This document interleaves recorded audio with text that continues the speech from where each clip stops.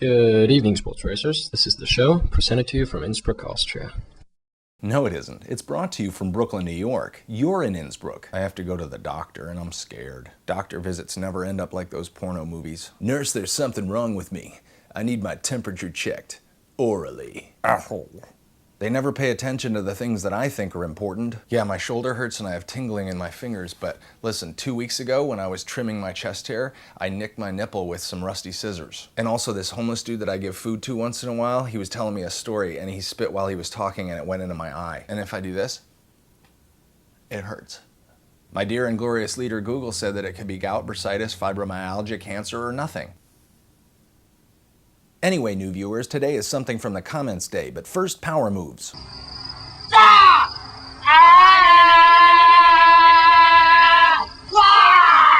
That was the same dude from last week that just did a backflip. This time it's awesome. A duo power move. I name one of you Little Pimply Boy and the other one Dark Ranger. You guys can sort out who's who. Hot Sausage writes, I was just marveling at how the internet continues to shrink our vocabulary and shorten everything from our laughter to our LUV. Are we becoming more efficient because our time is more valuable, or are we just getting lazy? Great point, Hot Sausage. It seems like these days everything around us is being compressed. We say ROTFL when we mean I just smiled a little bit. The photographs we share online are small and massively compressed. Those pictures have far less information in them than regular photographs, and for that matter barely resemble the real world. From an information standpoint, a lot of the MP3s we listen to are barely sketches of the real recording. Same with the movies we see on DVD. Pause a still frame sometime and look up close at the weird patchwork of color that's used to represent an image. Even the way we tell stories is being condensed. This diagram comes from Steven Johnson's book, Everything Bad is Good for You.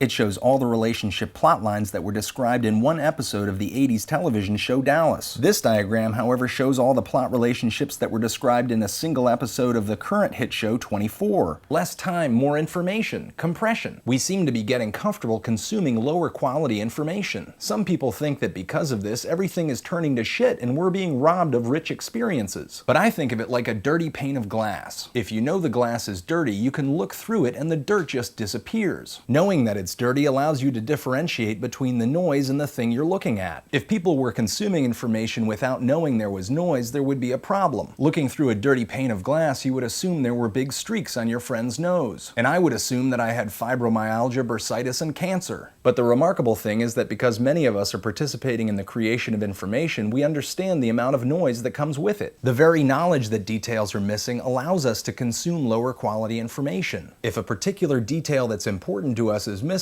we know there's a way to find it. Many publishers make money off of taking time to provide high-quality information with little noise. But nowadays, we want our information quickly, and that comes with noise. We're willing to sacrifice the trees for the forest because we know that's what we're doing. It's not worse or better, it's what would you rather live in? A room with a single small squeaky clean window, or an entire room that was made out of glass that hadn't been cleaned in weeks? This is Zefrank, thinking so you don't have to, and going to the doctor.